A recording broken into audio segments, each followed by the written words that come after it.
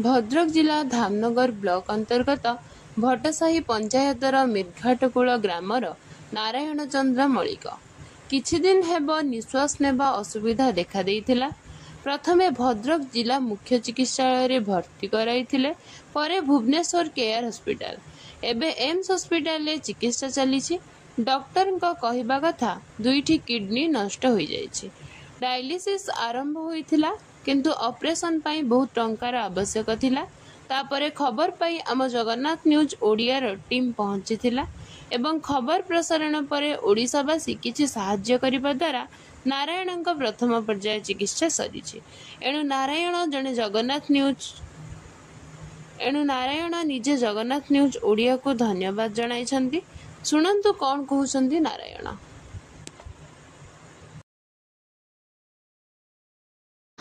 आज्ञा नमस्कार। नमस्कार, जय जगन्नाथ। मु सर्वप्रथमे धन्यवाद जनइबी आम जगन्नाथ न्यूज ओडिया चैनल को। जो न्यूज चैनल सर्वप्रथमे मोर ये जो रोग विषय रे मान खबरटा प्रचार प्रसार कलापर मते समस्ते साहाय्यर हाथ बढ़ेले। मु समस्त साहाय्य पाई। मु सर्वप्रथमे जगन्नाथ न्यूज ओडिया चैनल को धन्यवाद देवी। आ संगे संगे सब ओडिशावासी को मध्य धन्यवाद देवी। मोर ये विपद समय मते समस्ते साहाय्य हाथ बढ़ाई मते सब सहायता करचंती। मोर माने धैर्य समय मते सब धैर्य धरिया साहस देइचंती। मु वर्तमान समस्त को धन्यवाद देवी। वर्तमान देखि परछन तो मो बेकर डायलिसिस होईची। मोर दुईटा किडनी नष्ट हो जाइए। मो भुवनेश्वर एम्स मेडिकल रे वर्तमान चिकित्साधीन अच्छी। वर्तमान मोर चिकित्सा चलता टिके स्वास्थ्य अवस्था टिके भल होबारु डाक्तर परामर्श क्रमे मु वर्तमान घर को आसी। घर किसी दिन रही पुणी जब डाक्तर कहते डेट देती पुणी जीवी ट्रिटमेंट पाई से डेट रे जीवी आठी रही टिके मते कंफर्टेबल लगुन से घर को पलि आई। बर्तमान मोर ट्रिटमेंट चलती एवं टिके भल लगुच। हेटी बर्तमान डायलिसिस काम सरी। बर्तमान आमर भद्रक आमर गवर्नमेंट मेडिकल रे डायलिसिस कार्यक्रम आरंभ होब। सप्ताह को 2 थर लेखाएं डायलिसिस करने कहते। देखो बर्तमान ये बेकर जो डायलिसिस होती एटा पूरा माने सेफ्टी रखापी कहते। से मो घर को बर्तमान पलि आसी। जितेबाला पुणी ट्रिटमेंट आरंभ होब डॉक्टर जो डेट देते से डेट को मुझे बर्तमान माने भुवनेश्वर को जीवी। बर्तमान बाकी डायलिसिस कम मोर भद्रक ही चलो।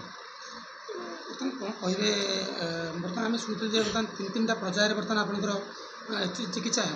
जो 3-3टा पर्याय कौन कौन अच्छी? 3-3टा पर्याय प्रथमे मोर तो माने ब्लड टेस्ट है। ब्लड टेस्ट जहाँ सब रिपोर्ट बाहरला सब ये प्रॉब्लम।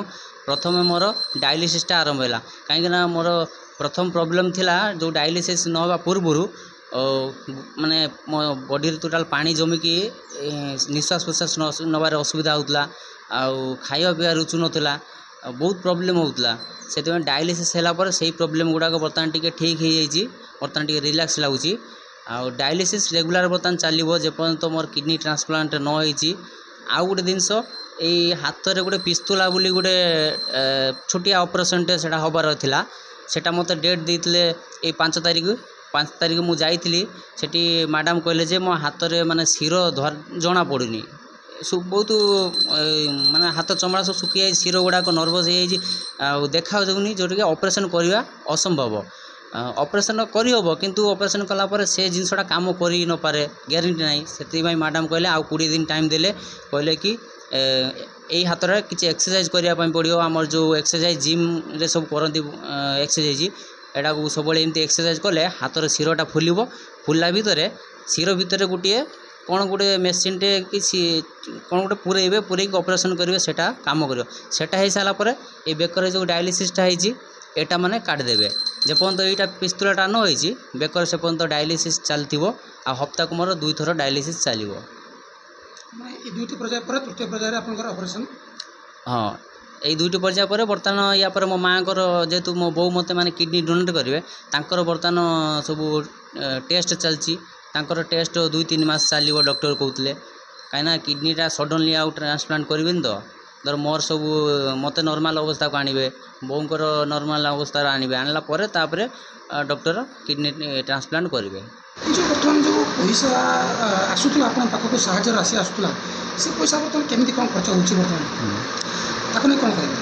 ହଁ ବର୍ତ୍ତମାନ ଯେଉଁ ପଇସା ମାନେ ମୋତେ ସମସ୍ତେ ଦେଲେ ଓଡ଼ିଶାବାସୀ ମୋତେ ସାହାଯ୍ୟ କଲେ ସେଇ ପଇସାରେ ବର୍ତ୍ତମାନ ମୋର ଆଜି ପର୍ଯ୍ୟନ୍ତ ଟ୍ରିଟମେଣ୍ଟ ଚାଲୁଛି କାହିଁକିନା ମୁଁ ଗରିବ ଲୋକ ମୁଁ ଖଟିଲେ ଖାଇବି ଆଉ ବର୍ତ୍ତମାନ ମୋର ଏଇ ସବୁ ପ୍ରୋବ୍ଲେମ୍ ହେଲା ପରେ ମୁଁ ତ ଆଉ ମାନେ ଖଟି ପାରୁନି ସେଇଥିପାଇଁ ମୁଁ ସାହାଯ୍ୟ ମାଗିଥିଲି ଓଡ଼ିଶାବାସୀକୁ ସମସ୍ତଙ୍କୁ ମୋତେ ଓଡ଼ିଶାବାସୀ ସାହାଯ୍ୟ କରିଛନ୍ତି ସେଇ ପଇସାରେ ବର୍ତ୍ତମାନ ମୋର ଟ୍ରିଟମେଣ୍ଟ ଚାଲିଛି ଆଉ ଆଗକୁ ଟ୍ରିଟମେଣ୍ଟ ଜାରି ରହିବ ଆଉ ୟା ପରେ ଲାଷ୍ଟ ଷ୍ଟେଜ୍ଟା ହେଉଛି ମୋର ଅପରେସନ୍ ବେଳେ ମୋର ଆହୁରି ମାନେ ଅଧିକ ପଇସା ଆବଶ୍ୟକ ପଡ଼ିବ ଆଉ ବର୍ତ୍ତମାନ ଏଇ ପଇସାରେ ମୋର ଟ୍ରିଟମେଣ୍ଟଟା ଚାଲିଛି।